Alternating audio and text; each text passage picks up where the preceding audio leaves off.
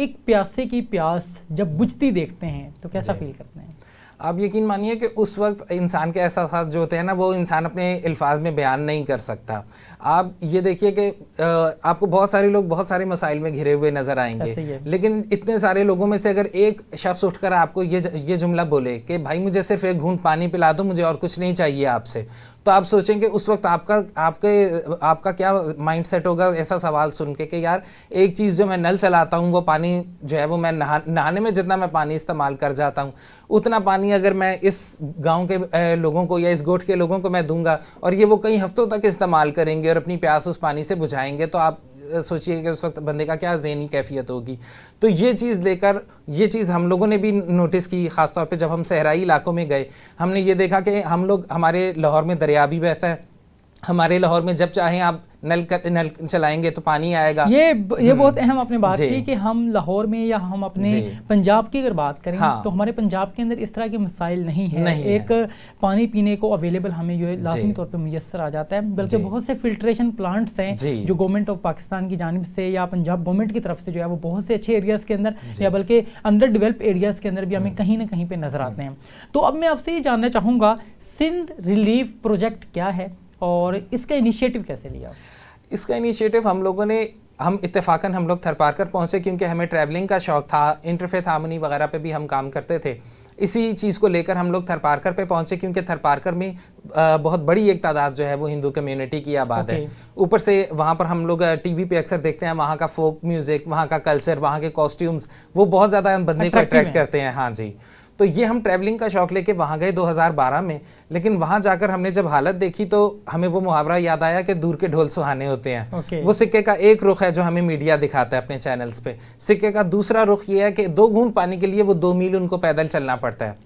वहाँ पे वॉशरूम नहीं है, वहाँ पे हॉस्पिटल नहीं है, वहाँ पे स्कूल नहीं है, कॉलेजेस नहीं है, वहाँ पे ज़िंदगी की ज़रूरियात ज़िंदगी की कोई सहूलियात मुयस्सर नहीं है। तो जब हमने ये चीज़ वहाँ देखी तो हमने वहाँ के लोगों से ये सवाल किया कि आपके यहाँ इतने सारे मसाइल हैं, हम आपका कौन सा मसला हल करने की कोशिश करें? तो उन्होंने कहा आप हमें सिर्फ पानी पिला दें, बाकी सारे मसाइल को छोड़ दें, वो हमारे लिए इतने मायने नहीं रखते। तो तब हम लोगों ने ये सोचा कि यार इन लोगों के लिए कोई काम करना चाहिए। फिर हमने वहाँ पर हैंडपम्प लगाना शुरू किए, सहराई इलाकों में कुएँ लगाना शुरू किए। अल्हम्दुलिल्लाह एक बहुत अच्छा सिलसिला हमारा चल निकला। बहुत अहम आपने यहाँ पे बात की और बड़ा ज़बरदस्त आपने अंदाज़ अपनाया कि जब हम डिफरेंट एरियाज़ के अंदर विज़िट के लिए जाते हैं तो वहाँ पे जो है वो हमें बहुत से मसाइल नज़र आते हैं कि वो लोग किन मसाइल से दो चार हैं, और यकीनन जिन लोगों के दिल के अंदर दर्द होता है, इंसानियत का दर्द होता है, तो फिर वो उन मसाइल को जो हल करने के लिए भी क्वेश्चन नज़र आता है। जैसे आपने इनिशिएटिव लिया, तो आपने जब वहाँ पे ये तमाम तर चीज़ें देखी, तो आपने जब स्टार्ट करना था इस तमाम तर इनिशिएटिव को, तो किसने सपोर्ट किया आपको? जो सबसे पहला प्रोजेक्ट लगाना था हमने कुएं का, उसके लिए तो मैंने अपनी फैमिली से फंडिंग वगैरह सारी कलेक्ट की। फैमिली से ये लेकर हमने किया कि जी हम अपनी फैमिली के तमाम बुजुर्गों के एहसाले सवाब के लिए ये लगाएंगे, और वो अल्हम्दुलिल्लाह बहुत अच्छा लग गया। उसके बाद हमने उसको सोशल मीडिया पे अपलोड किया तो वो चीज़ वायरल हो गई। उसके बाद धड़ाधड़ में मैसेज आना शुरू हुए सोशल मीडिया पर, जिसने भी देखा उसने हमें अप्रोच किया। पाकिस्तानियों की एक बहुत पॉजिटिव आदत है, अब जैसे आप कह रहे थे कि ये पाकिस्तानियों की आदत के बारे में हमें बहुत सारे लोगों ने अप्रोच किया। किसी ने कहा मेरे वालिदैन के साले सवाब के लिए लगा दीजिए, किसी ने कहा कि हमारे दाना नानी दादा दादी के सदका जारिया के लिए लगा दीजिए। तो वो हमने 2012 से जो प्रोजेक्ट शुरू किया, तो हमारा इरादा था कि हम 2-3 माह इसको करके देखेंगे, लेकिन वो ऐसा सिलसिला चल निकला कि 12 साल से मुसलसल चल रहा है हमारा सिलसिला, और 800 प्रोजेक्ट हमने अल्हम्दुलिल्लाह पूरे कर लिए हैं वहाँ पे। इस सारे सफ़र के अंदर यकीनन कोई मुश्किल मराहिल भी आए होंगे, कैसे फेस किया आपने? मुश्किल मराहिल जो है वो ऐसा जो सेंस में तो नहीं आए कि यानी वहाँ की पब्लिक भी जो है वो भी बहुत मेहमान नवाज है, वहाँ के लोग बहुत कोऑपरेटिव थे कि यानी हमने जहाँ लगाना होता था हमें बहुत सस्ती लेबर मिल जाती थी वहाँ पे, क्योंकि उन्हीं के गोठ में हम लोग इंस्टॉल कर रहे होते थे हैंडपम्प या। लेकिन हमें बाज़ जगहों पर जो है वो हमें सिंध की आप ये समझ लें कि एक छोटा सा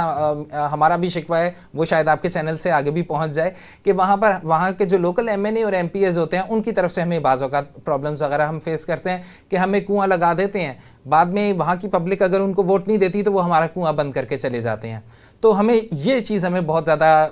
पिंच करती थी कि यार ये आखिर ऐसा क्यों हो रहा है कि गवर्नमेंट की तरफ से सपोर्ट वैसे तो नहीं मिलती, लेकिन जब हम अपने प्राइवेट फंड्स लेकर ऐसे लगा देते हैं तो उसके बाद इसको बंद कर दिया जाता है अपने मकासद के लिए। तो ये एक बड़ा